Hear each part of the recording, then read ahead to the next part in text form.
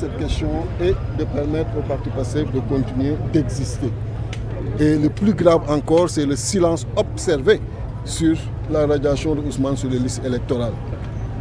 Quand même, si les avocats de Ousmane saisissent cette haute cour de la justice, justement, c'est parce qu'ils pensaient, et c'est le cas, que c'était dans leurs compétences de pouvoir se prononcer sur cette question cruciale qui concerne la participation d'un citoyen à une élection présidentielle. Mais ils ont observé un silence total sur cette deuxième question, sur cette question qui renforce, qui donne une idée de l'état de la démocratie d'un pays. La Cour de la CEDEAO devait prendre ses responsabilités et donner une décision. En tout cas, cette Cour nous avait habitués avec Karim Meïssa Wade, avec Khalifa Sall, à lire le droit. Même le plus souvent en allant dans le contresens des décisions qui étaient rendues ici et que cette Cour ne jugeait pas conforme. Donc on s'attendait à ce niveau-là que ça soit le cas aujourd'hui, mais nous avons été extrêmement déçus de cette décision qu'ils ont eu à avoir. Décision bu bett nit ñi ndaxte dañu jàppoon ni tey daanu jeexal mbir mi pour jox Ousmane mu mën a dem wuti ay parrain parce que wut parrainage dafa demander temps te damay fàttali ni du 11 au 26 décembre bi ñu jëm la nit ñi war commencer déposer léegi bu fekkee dañoo renvoyer ñëpp devant le tribunal d'instance de Dakar beneen procès bu ñuy tàmbaliwaat la te ku nekk xam ne ni procès day jël temps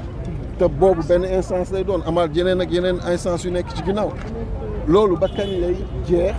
ba nga xam ni tey jii nii dina tax le président Ousmane ci intervalle de temps boobu nga xam ni presque yegsi nañ ci mu mën a déposer mu mën a collecter et déposer donc pour dire quand même que c'est une décision qui nous surprend c'est une décision qui nous déçoit et xaaruñu woon loolu bi ñuy ñëw fii quand même di déglu di xam di toog di seetaan li nga xam ni moo nekk ci biir cour bi di wax nag le président Macky Sall que bu sax ay avocats étrangers ñëwee ba naan Sénégal démocratie la am na nu koy gisee loolu dafa demander taxawaay te taxawaay bi mu demandé mooy fexe ba li ko Abdoulaye Wade moom defal au moins mu bàyyi chaque citoyen sénégalais mën a bénéficier wu de loolu Abdoulaye Wade bu ñu ñëwee bu dressé woon obstacle yi devant lui jamais il ne serait président de la République aujourd'hui. Pourquoi mu war dresser obstacle yooyu devant tout opposant, devant toute personne qui a une ambition? Et c'est ça qui est regrettable et c'est ça qui est vraiment à dénoncer. Na bàyyi le président Ousmane Sonko milliers de Sénégalais yi am espoir ci moom projet bi mu am mu bokk élection mu présenter que devant le peuple sénégalais peuple souverain boobu tànn kan mooy doon son prochain président mais mënoo d'emblée yow naan yaa ngi def sélection ci ñi ngay présenter devant ce peuple sénégalais la loolu du cëram et lii décision la bi nga xam ni mais franchement ça remet tout à ses débuts c'est une mise à jour on retourne au point de départ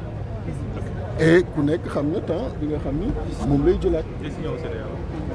décision CEDEAO wax fa dëgg yàlla dafa doon CEDEAO peuple africain yi bañ a doon CEDEAO chef d'État yi xool peuple africain ak pays bu mu mën a doon lan mooy aspiration lan la jàpp ni moom la peuple boobu bëgg mu xool lu mu ci ànd ak ñoom dimbali leen ci parce que bu fekkoon ni ñiy dem ci ñoom amoon nañu satisfaction ca la nekk ci biir kon du ñu yegsi ci ñoom mais tey décision bii nu jël décision bi nga xam ni la ñoom habitué wuñu woon ci décision yi ñu mel le plus souvent ci Karim ak ci Khalifa Sall bu doon am ay décision yi nga xam ni moom la ñu jël fii au contraire ñoom doon jël ay décisions contraires pour faire en sorte que ñu mën respecter seen ay droits tey nag vraiment lu ñu xaarul woon la ñu gis ci ñoom lu ñu xaarul woon du tout la ñu gis ci ñoom beneen bi mooy li ñu wax ni duñu prononcé wu ci sujet majeur bi nga xam ni mi ngi retenir l'attention du monde entier muy li ñu génne Ousmane Sonko ci liste électorale yi bu fekkee yow yaay Afrique yor foofu cour de justice ci question majeure bii nga xam ni adduna bi mi ngi leen di interpeller nga ni da nga ci noppi def ci silence rajo loolu c'est très très inquiétant et vraiment cette cour de la CEDEAO décision bii mu jël ak observation ak silence bii mu jël doon na li nga xam ni ñu perte la aussi parce que habitué wu ñu woon ci loolu. merci nga baal ñu sànq ni ñuy wax ne nit dof lañ ko daal léegi laa koy yëg mais je ne sais pas encore les raisons mais na bàyyi les détenus politiques libérer prison yi bàyyi nit ñi am ak liberté d'expression fii Sénégal kenn nekku fi nit ki nga xam ni ñu doon nitu jàmm vraiment prison yi fees na détenus politiques yi bare na te loolu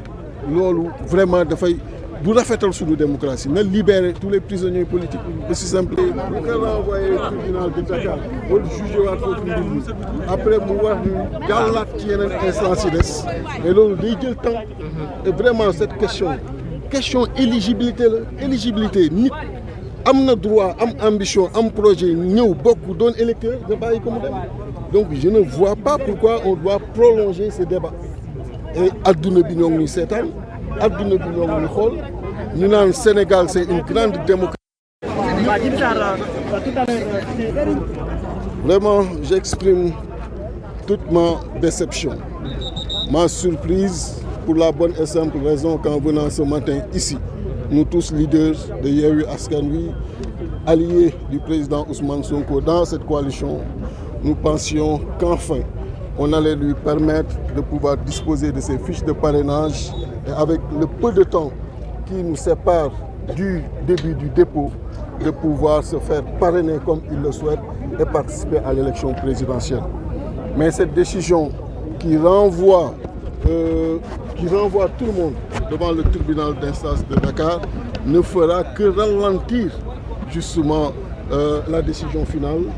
pour qu'il puisse disposer de ses fiches. Et on n'a plus beaucoup de temps parce que je vous le rappelle, c'est entre le 11 décembre et le 26 décembre que les dépôts doivent se faire. Je disais tout à l'heure que le Sénégal est une grande démocratie, c'est ce que même les avocats qui étaient là pour plaider pour le président Ousmane Sonko disaient, et une grande démocratie demande une posture. Et la posture veut que tous ceux qui ont des projets, tous ceux qui sont porteurs d'espoir, qu'on puisse les présenter devant le peuple sénégalais souverain qui, à l'issue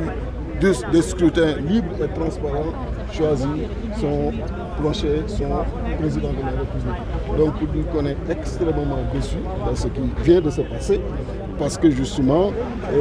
c'est une autre procédure qui va être ouverte avec un autre tribunal et on ne sait pas jusqu'où ça va nous mener. Merci beaucoup.